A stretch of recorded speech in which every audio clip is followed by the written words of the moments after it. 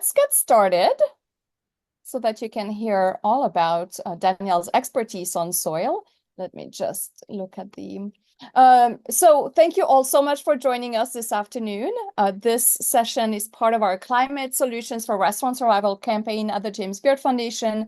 And we've done a number of events with the Natural Resource Defense Council, including roundtables in Washington, D.C. and in Minneapolis that involved you all, chefs, and resulted in a number of articles, including several in the Minneapolis media, which was really wonderful, to really highlight the importance of the work that you all are doing and the work that needs to be done on climate change mitigation, from things that are more policy-based to very practical solutions.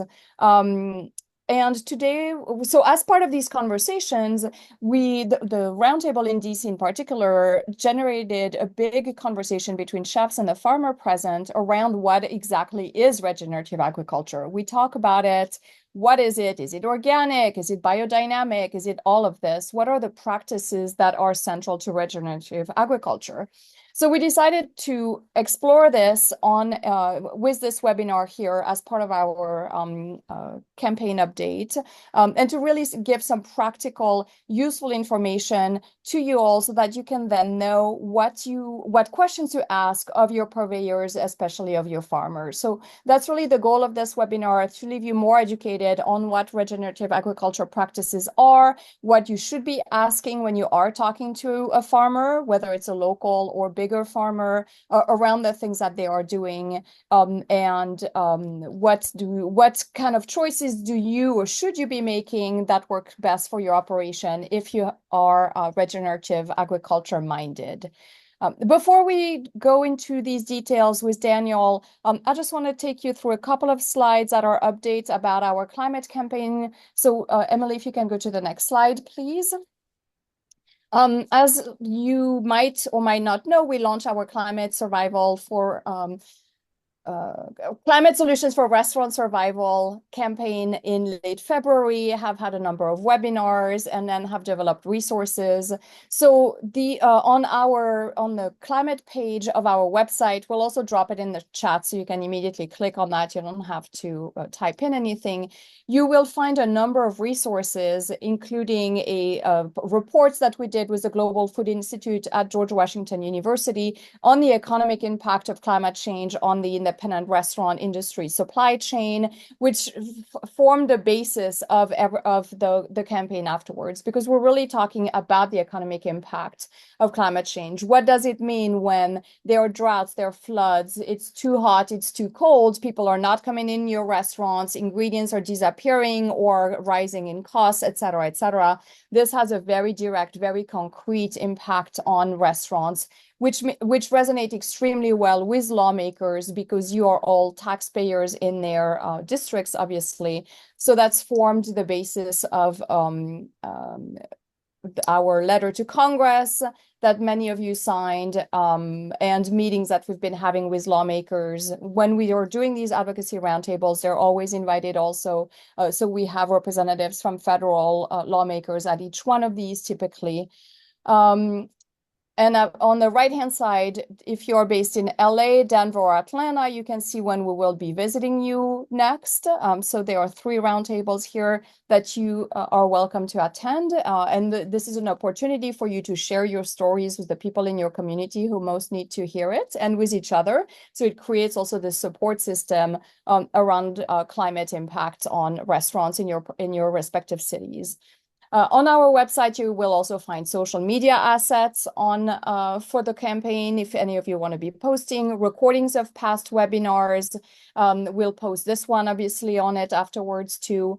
We have several toolkits to help you plan meetings with your lawmakers, or to plan and work on op-eds or articles with your local media, and we support you with this as well. We just did a whole series with Dan Jacobs out of Milwaukee, resulting in several articles where he really talks about this economic impact on his restaurants there. And then we have an industry impact survey. We'll have a QR code coming up that you can just scan and enter some information about that direct impact. And then we use all that information that you fill out in terms of if you've had to lay off staff, if you've been closed, etc.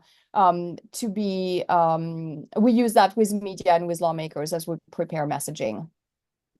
If you can go to the next slide, Emily. So here is just a quick note on the letter that we submitted to Congress. We had about 600 chefs from all 50 states signing this letter, and it's been highlighted by a lot of media in DC as the first time really that chefs the voices of chefs were becoming part of this conversation around climate change and a call for more conservation programs. Next slide, please. Here is the QR code that I mentioned that you can scan. It's also at the end, and it will be a link in the email you receive afterwards. So this is really an opportunity to share how climate change has impacted your business. And we look at these survey results also when we are looking to highlight stories in specific jurisdictions, specific cities, etc. So please fill this out. And that's it for the climate campaign piece of this. I will now turn it on to Daniel Rath, the foremost expert and the most engaging expert on soil. That I think is a very fair statement to introduce you that way, Daniel. I always very much enjoy learning from you and spending time together. So thank you for joining us today, and take it away. Yeah, sure, no problem. I don't know about foremost expert on soil. I can think of several other folks that are quite good, but I will say that if we look good talking about soil, it's mostly due to our partnership with JBF. Honestly, it's been a ton of fun bringing education and advocacy to the incredible chef network is available, and I honestly think working with JBF and NRDC, we make quite a powerhouse. So. Before I get into the topic of the webinar, I'm going to just put a quick plug in for the NRDC Chefs for Healthy Soil program. It's a environmental advocacy program that chefs can get involved in. Right now, we have over 45 chefs that are signed on to promote policies that recognize both healthy soil and agriculture as solutions to our climate crisis. We've had several events that we've run already. We do hill visits. We've done local advocacy and educational events. The most recent one was in Minnesota, and it was quite successful. Right here, we have a photo of one of our team members giving an engaging presentation to chefs in Washington, D.C. We did the chef letter to Congress along with James Beard Foundation Environmental Working Group. And we have webinars such as this one, where we're hoping to educate chefs to give them the tools they need to effectively advocate, again, for healthy soils and sustainable agriculture. If you are interested, please go ahead and visit the link at the bottom of the slide, or you can visit the QR code there. This QR code is also going to be posted again at the end of the presentation. So, but before you signed up for something that promotes, regenerative agriculture as a solution to our climate crisis, it might be helpful to learn a little bit more about what regenerative agriculture is. So the first thing that I'd like to start with, and next slide, is a little background. And this is this idea that regenerative agriculture is not something brand new. Regenerative agriculture, the concepts behind it, the idea behind it have been around in some form or another for millennia. When you talk about practices such as diversifying crop rotations, having more types of plants on the farm, covering and managing the soil to conserve moisture, Native and Indigenous communities have been carrying out these practices for millennia. So a really good example in this photo is farming communities in the American Southwest have been using plant types that are adapted to the low moisture conditions, using practices that conserve soil moisture for a very long time. And that's how they've been able to continue farming in that area for such a long time. At its core, regenerative agriculture is a philosophy. It's an idea that through farming and management, we can regenerate or improve aspects of the soil. We can leave the land better than we found it.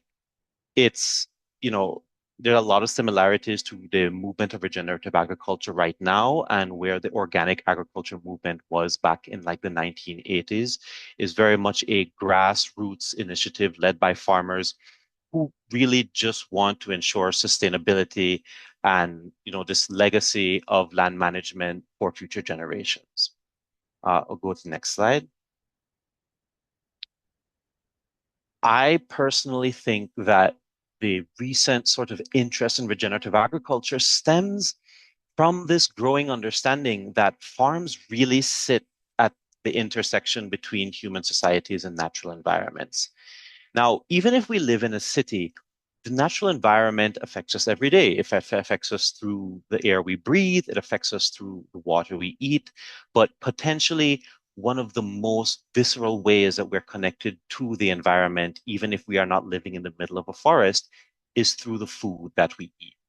And that food is grown and produced on farms that rely on the natural environment in order to produce that food.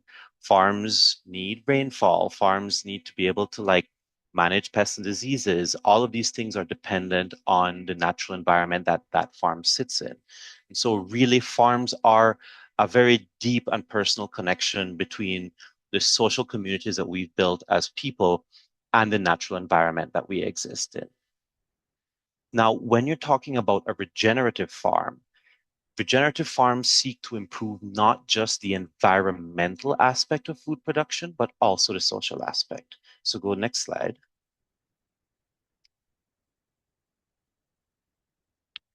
When we talk about the environmental aspects, these are some terms that may be familiar to you.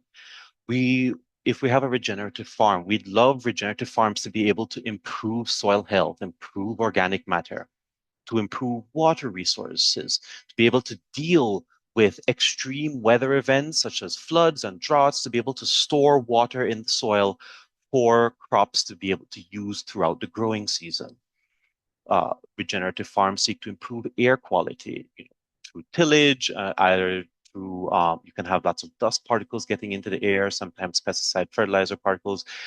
We want to ensure that regenerative farms help to improve air quality, particularly for communities that exist near those farms. Reducing greenhouse gases or GHGs, which is kind of one of the ways that it's been regenerative agriculture has been very trumpeted, reducing the output of greenhouse gases such as nitrous oxide and carbon dioxide to the atmosphere, and reducing reliance on pesticides and fertilizers, not just for the health impacts, but also to, situate farms as part of these diverse, connected biological networks that exist in the ecosystem. So regenerative farms seek to make these environmental outcomes a reality, seek to improve or regenerate the natural environment in which they exist. But that is not the only aspect of it. So if you go to the next slide, they also exist in this social sphere. And so a truly regenerative farm really seeks to improve the social aspects of food production as well. That takes several forms: improving farm worker health and safety, increasing investment in rural communities. Very often, rural communities are deeply dependent upon the farms that exist nearby, that grow their food, but also use the same water, use the same air. These environmental and social impacts are quite closely linked. Improving farmers' economic stability, ensuring that farmers are not worried each growing season about whether or not their farms are going to be able to survive. Truly regenerative farms help to increase the resilience and sustainability of farming systems, even in the face of the massive changes that are expected with climate change. Better wildlife and animal welfare. If you have animals on a farm, truly regenerative, if you're thinking regeneratively, oh, what happened there? It's fine. If you're thinking regeneratively, really you want to be able to ensure that animals on the farm are treated and exist in a way that is not prone to having massive amounts of diseases, not requiring huge amounts of antibiotics. And the last one, was one more slide forward. And the last one is spiritual, cultural, and indigenous traditions. Farms and the land that those farms work are not just sort of, static items. They're not just things that you put on a shelf. if you speak to farmers, they often have a deeply personal connection to the land that they grow. And there's a lot of like these local spiritual, cultural investments and traditions that have grown up, especially over millennia. And so a truly regenerative farm seeks to acknowledge and preserve those traditions in order to preserve this connection that individuals have to the land, and again, regenerate it or try to make it better.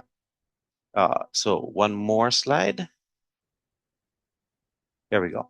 So if you farm with these outcomes in mind, again, farming for these positive environmental outcomes, increased soil health, better water, better air, um, improved social outcomes, better investment in rural communities, better farm worker health and safety. There are a lot of benefits that can come from that. One of the benefits that is probably most applicable to the folks on this call is that you can get more flavorful food.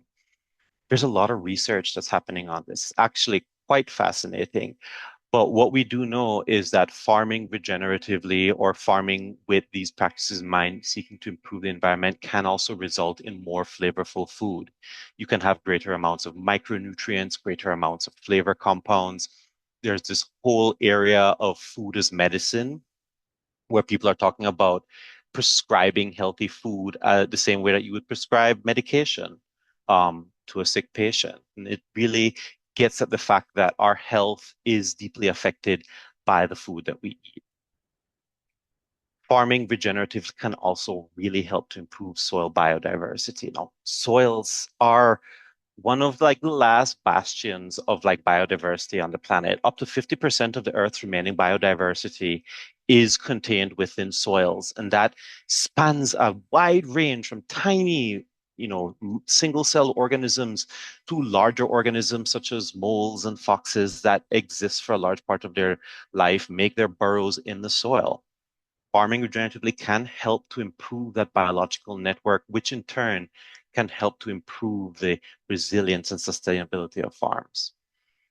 Um, can also reduce erosion. Keeping the soil covered, keeping roots on the soil can help to reduce the 11 tons per acre estimated erosion rate that we have. That one was for the Midwest, but that's a lot of soil that we are losing every year, 11 tons per acre. That's equivalent to about a millimeter of soil. And why that a millimeter might not seem like a lot, it can take up to centuries to millennia for that millimeter of soil to form. And that's how much we're losing each year. So again, farming regeneratively seeking to improve those erosion rates to reduce them. Water storage kind of goes without saying, especially if you live in California. Healthier soils can hold more water. And really and truly, the water stored in soils can meet up to 90% of a crop's needs. Farming community support. Farming regeneratively, thinking about how farms really impact and are like integral parts of the rural communities that they exist in, really helps support those communities. And, we have seen that increased investment in small diversified farms, really a lot of that investment feeds directly back into rural communities. We've also seen that farmers that self-report as farming regeneratively have better indicators of farmer well-being, better indications of community connections with those like nearby communities, either through participation in farmers markets or through people getting to know the farmers that grow their food. And potentially the last one, not the least, so carbon storage. There's been a lot of focus on this recently, but farming regeneratively, adding more organic matter to the soil can help to increase soil carbon storage. That soil carbon storage represents an energy source that powers the biological part of the soil, powers soil biodiversity, powers crop growth, as well as trapping greenhouse gases from the atmosphere in the form of soil carbon. So you have all of these potential benefits that can come from farming regeneratively, farming with the social and environmental outcomes in mind. Next slide.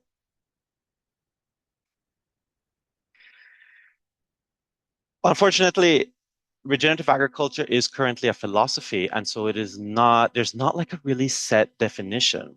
Depending on who you ask, there will be different definitions from different individuals, but really and truly, there's not like a set definition enshrined in the United States legislature. And California is one of the first states to really try and like put this down on paper. So I've put the draft definition used by the state of California up here. There's the draft definition also lists the specific outcomes that you want to see from regenerative farming, and those are the same environmental and social outcomes that I mentioned earlier. But I'll take a moment to read through this. And so we're going to read through it. It may sound a little bit general, but really and truly, a lot of thought went into what parts of this definition should be in there. So regenerative agriculture, as defined for use by State of California policies and programs, is an integrated approach to farming and ranching rooted in the principles of soil health, leading to improved target outcomes. Soil health is at the core of regenerative farming. It also highlights that regenerative farming is not just about doing an individual practice, it's about a holistic approach. It's about a system of farming. You don't just be like, I am cover cropping now, I'm regenerative. It's thinking about how you farm, what happens to that food that you produce, how is that food produced? Is it produced in sort of an environmentally and socially sustainable manner? This approach recognizes and respects the traditions and innovations from the original indigenous stewards of the land. Again, it's really important to call out that in many cases, the indigenous practices that inspire a lot of the modern regenerative farming practices were kept alive by these communities and often kept alive under duress over the past several centuries. And so really calling out that explicit link is really important. Meeting these target regenerative outcomes will require processes, practices, monitoring, evaluation, and innovation to be customized to specific systems. Regenerative farming is site-specific. You're a regenerative farmer in the American Southwest is probably going to look quite different from a regenerative farmer on the American East Coast where you get a ton of rain. And so really what that means is that the specific practices that you use, the specific outcomes you want to achieve are really going to be dependent on where you are. Practice selection is based on the best available science and practice, including organic and traditional ecological knowledge for production systems. That just calls out the fact that there's a lot of work that has gone into developing sustainable practices, and regenerative farming is a little bit more of a wide umbrella approach. It is able to pull from organic farming systems, is able to pull practices from traditional indigenous like farming systems in order to achieve these outcomes that we want to achieve, regenerating or restoring both the environmental and social aspects of farms.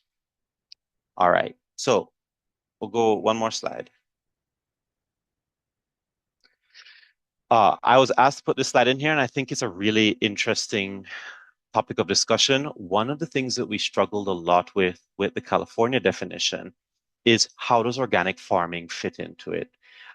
I'm presenting our view on this, which is that organic farming is regenerative. Regenerative farming, is a spectrum. You don't just jump in on farming on day one. You are able to like hit all of these outcomes and hit all of these criteria. It often is a process that takes time. It's a spectrum, but as you move along that spectrum, you are still regenerative. Organic farms are further along that spectrum, but there's still room for improvement. And I'll give you an example of what I mean if you go to the next slide. So say you're a farmer, and I don't know how many of you have been farmers before. I used to farm, my goodness, several years ago, not in the US, unfortunately. But I will tell you that farmers have a lot on their mind, and there are a lot of things that they are trying to balance and manage. And so jumping in on day one and just like being like, I do all of these things perfectly is just, it doesn't happen. It's a process that takes time. If a farmer is moving towards becoming a more regenerative system, they might start off by doing practices like cover cropping or no tillage, including extra rotations. If they want to go a little bit further, they might reduce or eliminate the use of fertilizer, start to use compost. Then next step, let's see if we can eliminate pesticides, looking at sustainable pest management, biological pest control. Moving forward, let's look at, let's explicitly call out our farm worker welfare practices, animal welfare practices. How are we investing and giving back to local communities? Moving forward, incorporating traditional ecological knowledge, explicitly protecting or regenerating the sort of social and spiritual cultural connections to the land. And then moving forward from that, it's open-ended. It's a continual cycle of improvement. If you go to the next slide, organic certification already is a little bit further along that spectrum. If you're organic certified, you probably already do cover cropping, no tillage. You've already reduced or eliminated fertilizer. You've already eliminated pesticides. And so, you are regenerative. You're moving along that spectrum, but there is still room for improvement. If you go to the next slide, organic certification doesn't really call out like worker animal welfare practices or local investment. Regenerative organic certification is moving in that direction. So they've continued to like improve that, these are specific things that are called out. But again, there's still room for improvement.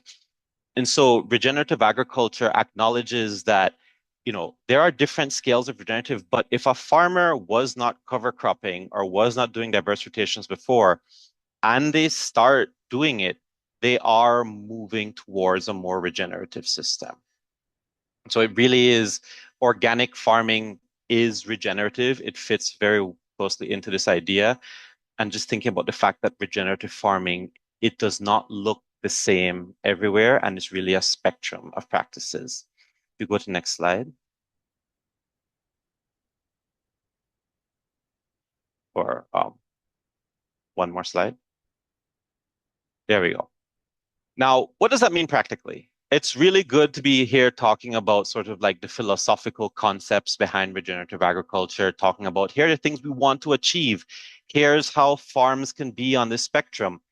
What does it mean when, as a chef or a farmer or a chef or someone who runs a restaurant, you are trying to source regenerative produce? A couple of things to keep in mind. There is not currently any certification process for regenerative agriculture, so there's not really like a set of criteria on whether or not someone is like regenerative. If you see a regenerative product, like there's no certification process that says, oh, you can't put regenerative on there unless you do these things. It's kind of like open season at the moment. Um, that doesn't apply to regenerative organic certification, which brings me to my next point, is that regenerative agriculture is sort of going through this growth process that organic agriculture did in the 80s, which I've heard of. I wasn't around then, unfortunately.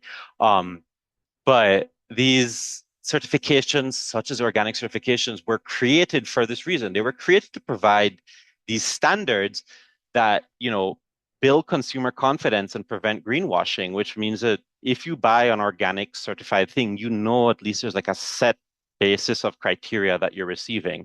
We don't really have that right now for regenerative agriculture. But also keeping in mind, organic certification can be expensive and time consuming. And some farmers might approach farming from a regenerative mindset without being certified. They may do all of these practices. They may really give back to local communities. They may really try to regenerate or restore the soil that they are farming, but they may not be organic certified. Those farmers are still regenerative. It's not necessarily tied to organic certification, but it's a little bit harder to pick that out. So, next slide. If you can, the best way to do this is to get to know your farmers. And that's get to know the people who provide your food, learn what they grow and how they grow it, right? And there are some good questions to ask. What practices do they use? How do they grow the food? Do they use pesticides? Do they use fertilizers? Do they use antibiotics? Where is the farm located? How do the individuals on this farm, how do they think about or they manage runoff or environmental impacts? How do they treat their animals? Are they certified? What kinds of certifications do they have? But you also want to ask about the social aspects, like who owns the farm? Who are they leasing the land? Does someone else own the land? Where do the profits from that farm go? Are the farm workers, individuals who work on that farm, paid a fair living wage? And how does that farm support and invest in local communities? Since there is no set criteria for regenerative agriculture, it's I've explained like sort of the philosophy and mindset behind it. By asking these questions of the farmers that you source from, you can begin to see like, do they fit this regenerative mindset that like you would like to embody at your particular establishment? Um, if you are unable to get to know your farmer specifically, there's the really and truly, if you want to purchase items that have like set criteria applied to them, probably organic certification is the only one that exists at the moment. So from a practical sense, like that's the only way that you can really be sure that you're getting something of a particular quality. Just keeping in mind that there's not a set criteria. So if something is labeled as regenerative, anybody can kind of just put regenerative on their products. And so it really behooves you to ask the questions to be like, what exactly do you mean by that? All right. Um, and next slide. So I wanted to leave a couple, minutes for questions here at the end just to see if, how folks felt about that and, give you a little bit of time to process. Daniel, I'm wondering if we could go back to your previous slide, actually, on Yes, the by all question to means. ask. Um, because one question that I had while listening to you was on, especially on the social aspect, how do we actually measure that, right? And so, for example, if we're asking, are they paid a fair living wage, does that mean knowing what a fair living wage is in Hmm. our communities, etc. So could you elaborate a little bit more, and who owns the farm? Like, what is the type of answers we should be looking for, etc.? Yeah. Um, that's a good question. So you ideally so when you talk about who owns the farm, it's a unfortunate fact of life for farming in America that very often the person who is farming does not necessarily own the land, right? And so asking questions about like who owns the farm, who are the people, are the farmers that like work the land? Do they own the farm? Are the people that own it, do they live in the community? Do they exist in the community? Are they invested in the environmental impacts that may come out of this farm, right? Um, are farm workers paid a fair living wage?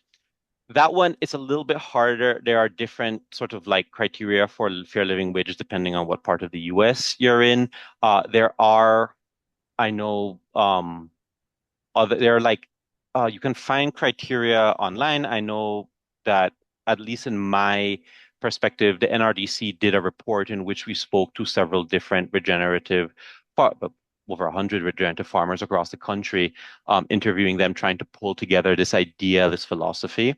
And really and truly, when you speak to the farm workers, it's like, are people able to live? Are they able to eat? Are they able to like send their kids to school? Are people struggling to make ends meet? Right? How much are all the profits from that farm, sent to a large multinational company that owns like the land and sort of like you have folks that are like kind of struggling to get by. So really talking to the farmers and the folks that work there and being like, how invested are you in this like land and how much benefit do you get out of it is sort of the criteria I'm getting at. Hope that Thank answers your you. question. Yeah. It does, and I put you remind me of the living wage calculator that MIT has, so I put a link to that in the chat. Lovely. Your point about speaking to the workers seemed pretty important also in terms of doing any sort of real measurement there, not just talking to the owners, right? Yeah. Yeah. Yeah. We have a number of questions in the chat. So you talked about organic, but there's also a question, are there any significant differences between regenerative agriculture and permaculture practices? Any philosophical differences? That is a really good question. I may have a different mental image of permaculture from the individual who asked this question. In my mind, when I'm thinking about permaculture, I'm thinking about perennial plants on the landscape. So like sort of having, not necessarily like annual plants, but thinking of things um uh like orchards, fruit trees, but you can also have things like kernza or these like perennial plants. Um, I think there are permaculture is not a monolith in a similar way that regenerative agriculture is not a monolith. I think that when you're thinking about permaculture, this idea that you will be on the land for a long period of time necessarily lends itself to this idea that you want to restore or regenerate it to ensure that you're able to sustainably continue it farming for a long period of time, right? And so that of course lends itself to these like ideas of like legacy, like who are we leaving the farm for? Who are we leaving this land for? And how long will people be able to continue working it? So I can see some philosophical similarities there. Thank you. From the restaurant perspective, what are the top three barriers to finding and purchasing regenerative ag food? For example, access, lack of supply, knowledge, distribution.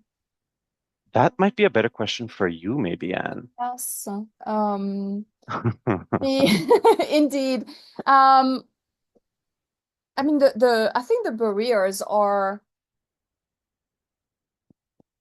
really about just knowing who's doing what in your community. So for me, the main barrier is not knowing which farms around you among your suppliers, because you haven't asked them these questions yet, are the ones that are using these principles and principles that align with yours. So I mean, I can't speak for the whole country, but I know on the East Coast, certainly there are a great number of farms that are moving to more regenerative agriculture principles. I know in California, in Colorado. So asking those questions is the first step, is the first barrier to remove. In terms of, are there and should there be more for sure? I mean, that's one of the things that Chefs for Healthy Soil and JBF do together in terms of advocating for practices, for legislation and support for more conservation programs, such as the Cover Act to support farmers doing more cover cropping. That can help increase the number of farms that have regenerative practices and thus increase the supply in your respective markets. However, as Daniel said, it's not just one practice that makes you a regenerative a farm operation. So I would say also a big barrier is farmers not being able to make a living and have sustainable operations from that perspective. So you purchasing from them, even as they might be setting up more regenerative practices, is really important, because that's what will help create that greater market of farms that apply regenerative agricultural practices. So it's really a lot of work that has to be done together. Find where they are, ask them what they're doing, and also work with farmers who might not be quite there. I mean, one thing that's always really important in sustainable practices, it's a journey, and don't always expect perfection, but rather work with them along the way and support them while they are getting somewhere. And having a set market where their income is guaranteed because you've committed to purchase their crops, for example, can go a long way there. Another question, where do animals fit in for regenerative agriculture at farms? That is a great question. I left that out because in so, again, again, the idea that regenerative farming is site specific. And again, a farm on the East Coast will look different from a farm on the West Coast. There are situations where animals may be better integrated into regenerative farms. There may be environments where, animals are not the best choice. But I would say that in this idea of improving sort of like environmental sustainability, reducing runoff. Animals fit really well into some types of regenerative farms because they provide multiple different benefits, right? Like grazing to terminate cover crops is a really great way to get that cover crops back on those cover crop nutrients back onto the field in the form of like animal manure, right? And you can have there's some ecosystems that are fairly delicate and not suited for the production of row crop agriculture, but instead may be able to be grazed without, major negative impacts to like native biodiversity and stuff like that. So, it really animals can be a like central part of regenerative farms, but I'm wary of just saying that as like a blanket yes, because it really you have to think about the area that you're farming in. And I see the next one is what are the best ways to find farms that are reducing regenerative agriculture practices? That is a very good question. And it ties to a question further below is there or is there a plan to create a directory of regenerative farms? Um, I am not aware that there is a I'm not aware that there's a plan to create a directory of regenerative farms in the US. Um, this ties into the sort of slightly broad nature of the definition, right? There is, unfortunately, not really like a substitute for like getting to know the people that produce your food. And I'll give an example.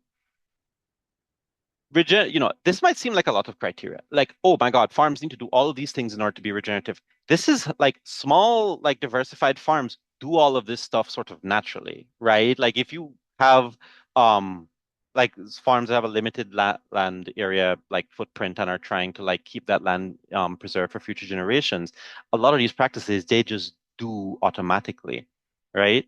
Um, but it does not mean that there again is like a set criteria like, oh, if you do this, you are regenerative, or if you don't do this, you're not regenerative. It really requires you to have an idea of like the local context, right? From the point of view of the state or like federal government, the objective here is to be able to help farmers, incentivize them in moving along that spectrum. But where along that spectrum do you draw the line, right? At the beginning, at the middle? If you draw it at the middle, then you just say, well, what are all the organic farms? That's like one subset of regenerative farms, and maybe that's a good list. But, there's really, unfortunately, no substitute for really getting to know the people that produce the food and understanding how their farming operation works and what they actually do. And so I think that would be a major obstacle to actually creating a list of regenerative farms in the US.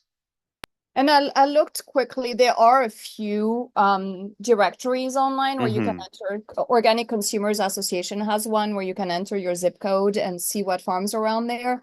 But to your point, there's not really there's actually no details on, it's just a listing of the farms. So nothing, that's a starting point. You can see those around you and then go and ask those questions to measure for yourself, really, what are their where do they fit on all the practices that Daniel highlighted today? I'll say I've had a success just going to farmers markets and like talking to folks, honestly. And but that works for me personally. So. Yeah, and of course, as individual consumers, we might be dealing with one farm at a time or a farmer's market. When you are a chef and you're dealing with a lot of suppliers, that's a lot more time consuming for you all to be evaluating your entire supply chain system from that perspective. But I would say it's an opportunity to decide where your priorities are and put a timeline there and look at the winter as a more quiet period for farmers in general and often for you as well. Is January the months that you're spending really looking at your supply chain and having a lot of conversations with farmers, for example? Is there quantifiable impacts that regenerative farming has on GHGs and other types of pollution? Yes. Okay. So that's a really good question. The way we've done a lot of research, I would say we have done a lot of research on looking at the impacts of of like specific practices on greenhouse gas and other types of pollutions. And so if you were like, how much does cover cropping reduce greenhouse gas emissions? I could, give you an estimate off the top of my head, which I can't remember right now. Soil has the capacity to store a lot of carbon. You can store one estimate is around 5 gigatons of carbon per year, which is like which is a significant portion of the US's emissions.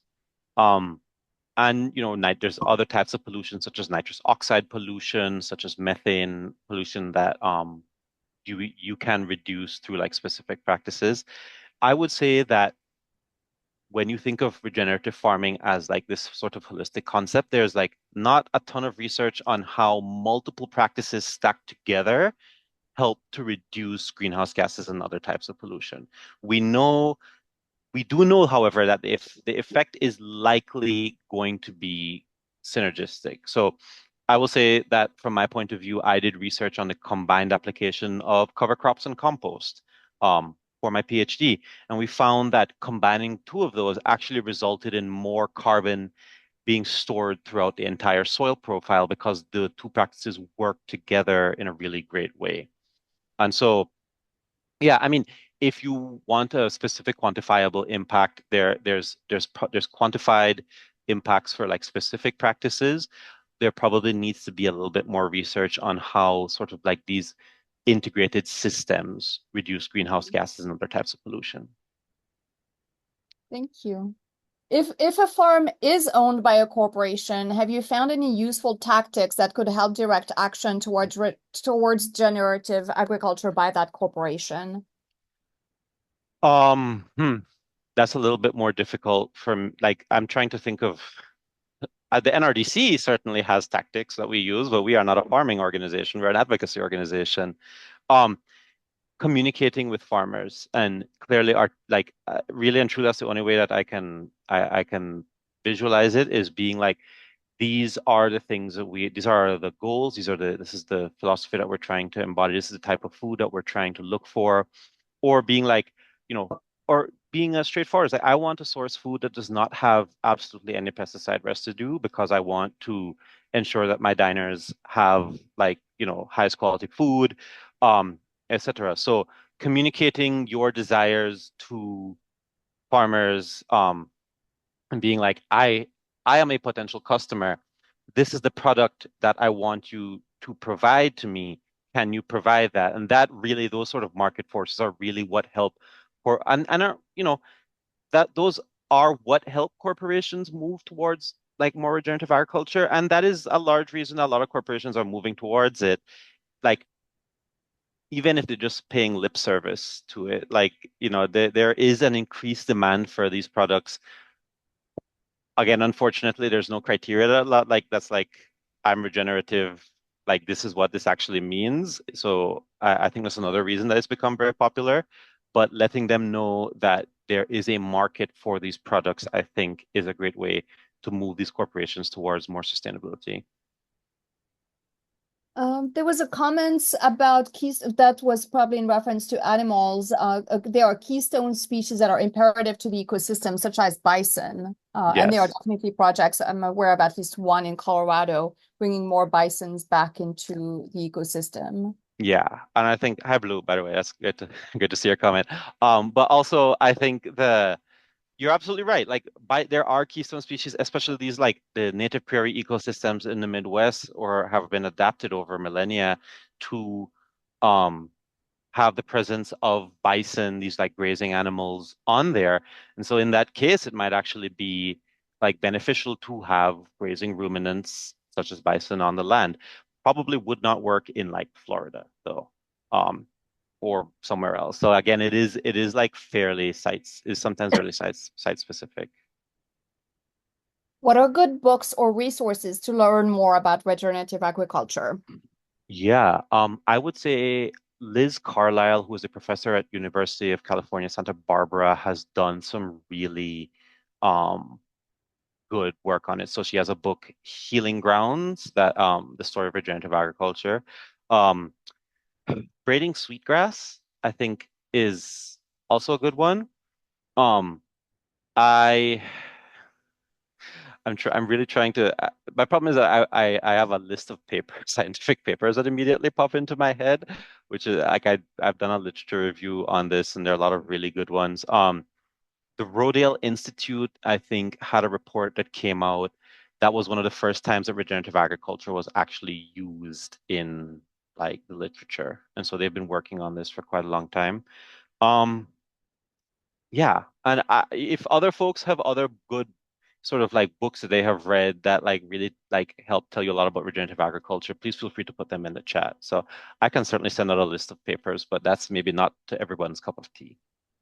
Well, this and the next questions are making me think. I think we have a little bit of follow-up work to do, Daniel, and this is the it's a great opportunity to develop some more resources with Mhm. the chef community in mind, because the next questions is, could you point, thanks for sharing these questions to ask farms. Could you point to somewhere where we can understand what kind of answers to look for from them? So it feels like that's something that really calls for a little Y- two-pager with some Yeah. or more. So if you're game, I'm game. Yeah, I would definitely take a stab at putting that together. I think it's really important to note that this is kind of like the Wild West, right? There is, I'm sure that there will, whatever answers we provide, there will be other folks out there that say, here are other answers. And, you know, places such as the state of California are really trying to at least create a little bit more of a framework so that, like, for example, different state agencies can like incentivize regenerative agriculture and they're not incentivizing totally different things, right? And so, I'm more than happy. I think, and we can sit down and put together like a couple sort of like suggested items, but um, we're not, keeping in mind that this is not going to be every Yeah. single, it's not going to be comprehensive, right? Like there are, it really depends on like what values do you want to like um espouse in your like purchasing choices? What do you want to be able to say like at your restaurant when that food is served, right? But yeah, we can take a stab at it. Great. Cool. And some resources too, from the more from braiding sweetgrass to some more academic papers. Yeah. Um, and then one more question. Can you direct us to research on regenerative agriculture and nutrient density in food? Hmm. Okay, that's a really I can the answer is yes. I can send some papers. It's as is the case with looking at the greenhouse gases, there often is not a lot of research on like these sort of integrated farming systems. It's if you're doing research, it's way easier to pick one thing and be like, if I change just one thing, if I change cover cropping or no cover cropping, how does that affect the nutrient density? Research on that is like orders of magnitude easier than saying like, if I change two things or four things or five things or whatever, so keeping that in mind, a lot of the research is focused on um, organic systems. So keeping, adding more compost, reducing pesticides and fertilizers. There's a lot of confounding factors with the types of cultivars that are used, etc. So just keeping in mind that I try to be very specific in my word choice, which is that regenerative systems can help increase micronutrient density and flavor compounds instead of saying something blanket like they regenerative agriculture creates healthier food, right? I think it's trying to be a little bit more specific about that while that research is still developing. Thank you. Is there a Ooh, desire to create a Regen Ag certification? that is a good question. I don't know. That's a little can of worms right there. Um, we have 5 minutes left, so you know, I'd like to. There's a topic that this came up at least in my discussions with organic advocates around this California definition, right? That like um organic agriculture has been the advances that have been made there have been hard won over the last several decades. Like it has taken a lot of work to get that definition enshrined. It's taken a lot of work to get those certifications set, and that is through a sort of desire to ensure healthier food. It is based on practices like it's like you don't apply fertilizers, you don't apply pesticides because it's really actually quite difficult to look at the food at the end and be like, test for pesticides, test for fertilizers, and make sure there's none in there. Creating a regenerative agriculture certification would be, you saw from definition, it is a spectrum. There's like a lot more gray area there, right? So like, where do you draw that line of like certification? And more importantly, what impact does it have on your final product, right? Yeah.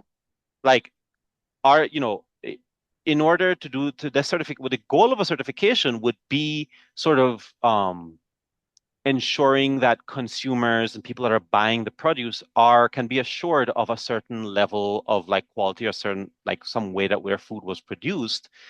And if you have this wide spectrum of practices, then what are those criteria that you're setting? So I would say uh, to that, there's like a lot of like um, there's a lot of like debate about like what a certification would be if we had one, but I'd say probably not right now.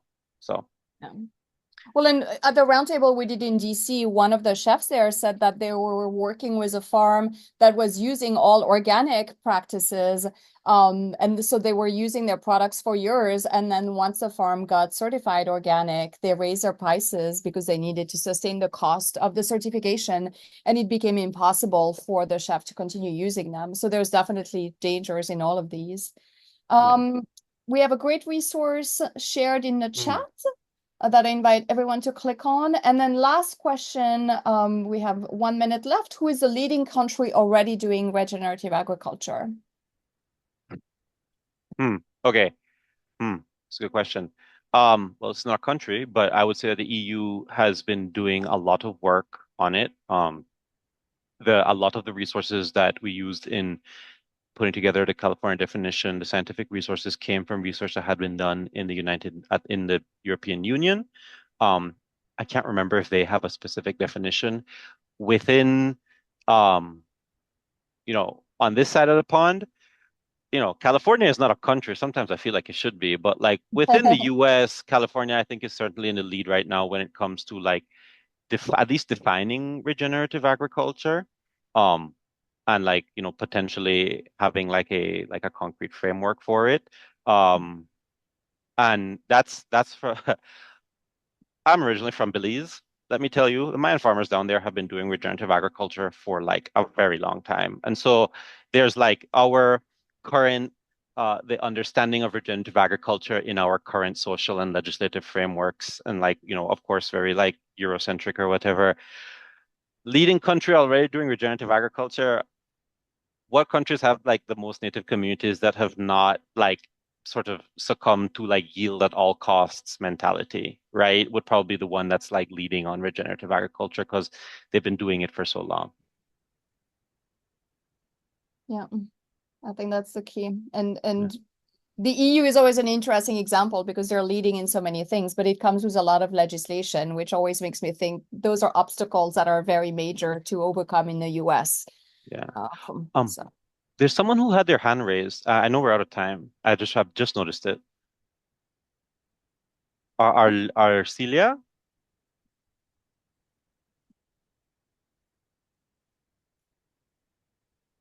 no. Okay. Okay. Okay. All right. Daniel, thank you so very much for sharing all of this. You all, thank you so much for attending. Uh, it was an accident, it looks like, from Arcelia's emoji. Thank you all so much. You will receive this PowerPoint as a follow-up. So it has contact information at the end also. Emily, if you can go to that last slide to reach both JBF and the Chefs for Healthy Soil campaign. So don't hesitate to be in touch. Fill out our QR code, click on our QR codes, and use all of the resources that we have. And we will follow up as we develop more resources around this topic. So thanks again, Daniel. Thanks again so much. Happy to be here. Always great to partner at JBF. Looking forward to more conversations. Bye, everybody.